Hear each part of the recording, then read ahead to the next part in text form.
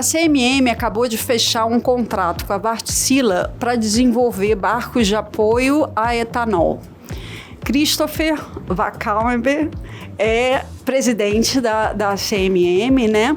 E o Bruno Azevedo, gerente de novos negócios em sustentabilidade.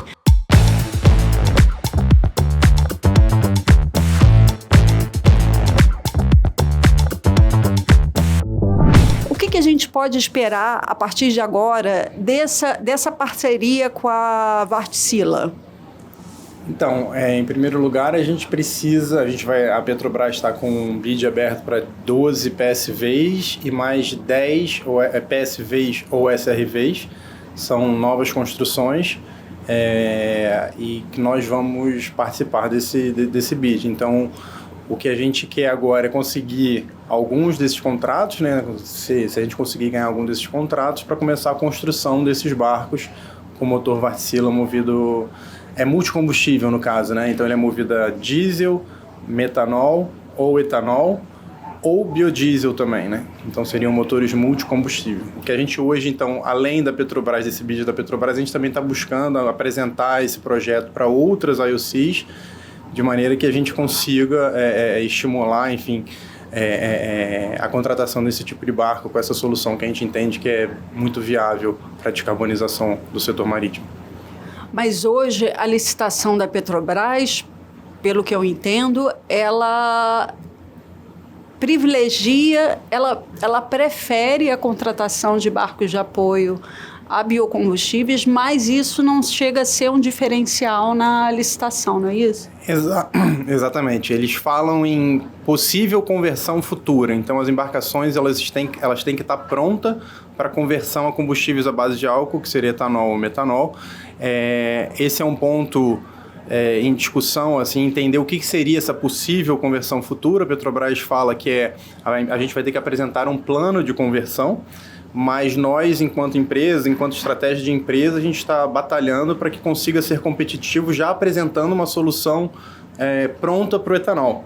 A gente agora está avaliando os prós e contras, porque a gente também não pode ser muito mais caro, porque como não é uma obrigatoriedade estar pronto para etanol nesse bid, se a gente bancar a decisão por nós mesmos, a gente pode ficar muito caro e não vai conseguir ganhar o contrato. Então a gente está tentando entender qual que é esse balanço. A gente quer ser o mais pronto para etanol possível, permanecendo competitivo no bid da Petrobras, entendeu? Porque eles não é obrigatório ser etanol ready, né? Vamos dizer assim. E o que seria essa solução? Vocês estão discutindo algum tipo de financiamento especial, uma outra parceria? O que poderia ser usado para reduzir o custo? Então, a parte do financiamento, no que diz respeito ao BNDES, por exemplo, eles dizem que vão dar um desconto de 0,25% para soluções que apresentem redução de emissão de gás carbono de até 30%. Se você conseguir a partir de 30%, você já tem esse desconto no financiamento. Só que a nossa solução, você trocando para o etanol, você chega a 70%. E existem soluções de design, soluções de eficiência que você já atinge esse 30% sem ser etanol.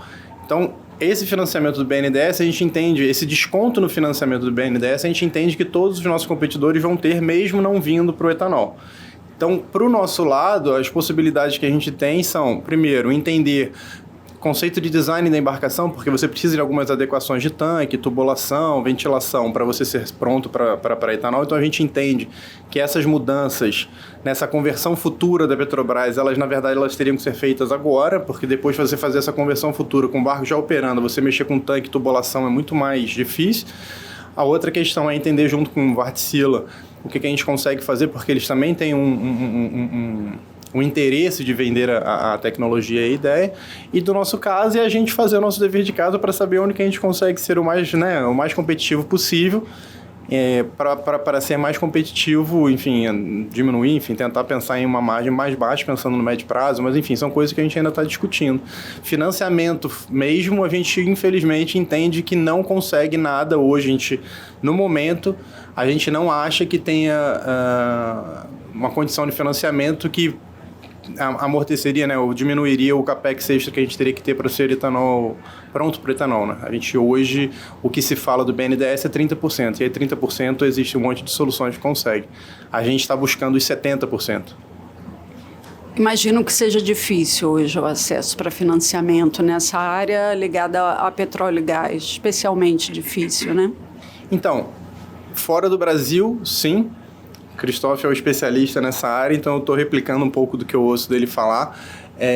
Fora do Brasil é muito mais complexo conseguir financiamento para o óleo e gás. Mas dentro do Brasil a gente tem o FMM e nós já conseguimos a priorização de recursos para a construção de até 10 PSVs.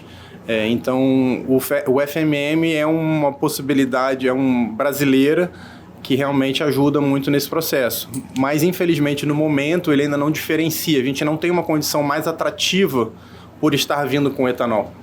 Entendeu? Então, o FMM vai ser tão atrativo para a gente quanto para qualquer outra empresa que pleitear o recurso.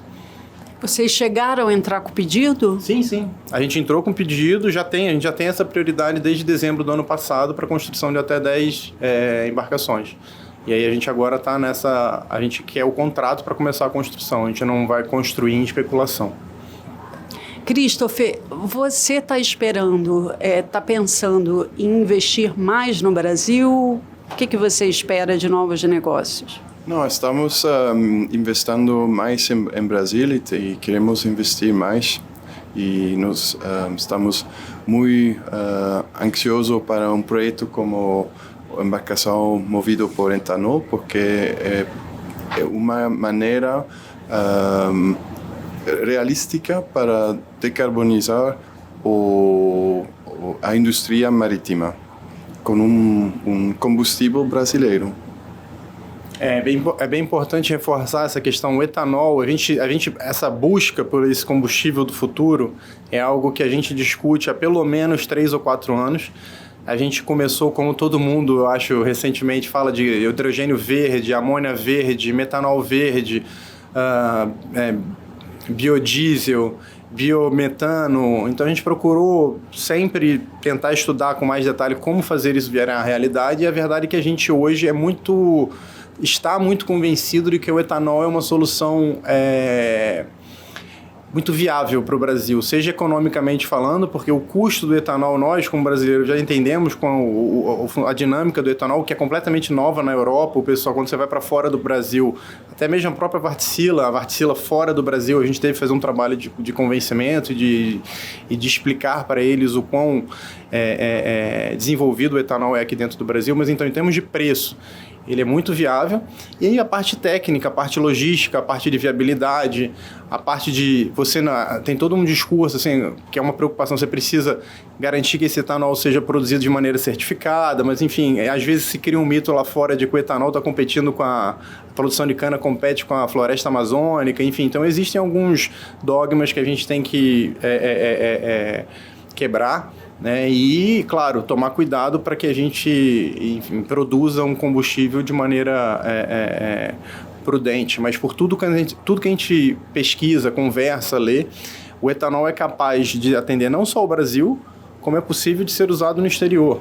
É possível de ser exportado. Então você não tem nenhum desafio para transportar ele para fora, você não tem nenhum desafio em termos de transportar aqui dentro do Brasil, armazenamento, na própria embarcação, o tanque, você aumenta um pouco o volume do tanque, mas não tem nenhum desafio, por exemplo, como a amônia no que diz respeito à toxicidade, a pressão, temperatura, enfim. Então o etanol realmente tem uma série de vantagens que a gente entende que no momento, para esse momento de transição, a gente acha que é realmente uma oportunidade maravilhosa que o Brasil tem de mostrar para o mundo uma solução para a descarbonização marítima. Agora, é difícil saber o que a Petrobras vai achar daqui a décadas, né? Quando ela for renovar os barcos de apoio dela. Eu acho que para a Petrobras deve ser... Porque a Petrobras é muito grande.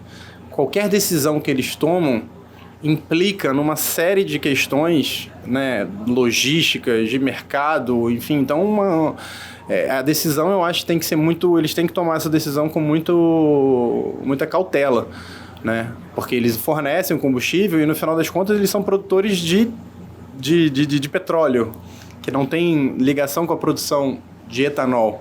Então, assim, eu acho que eles precisam fazer realmente muita reunião, precisa discutir muito internamente para saber o que na visão estratégica da Petrobras faz sentido.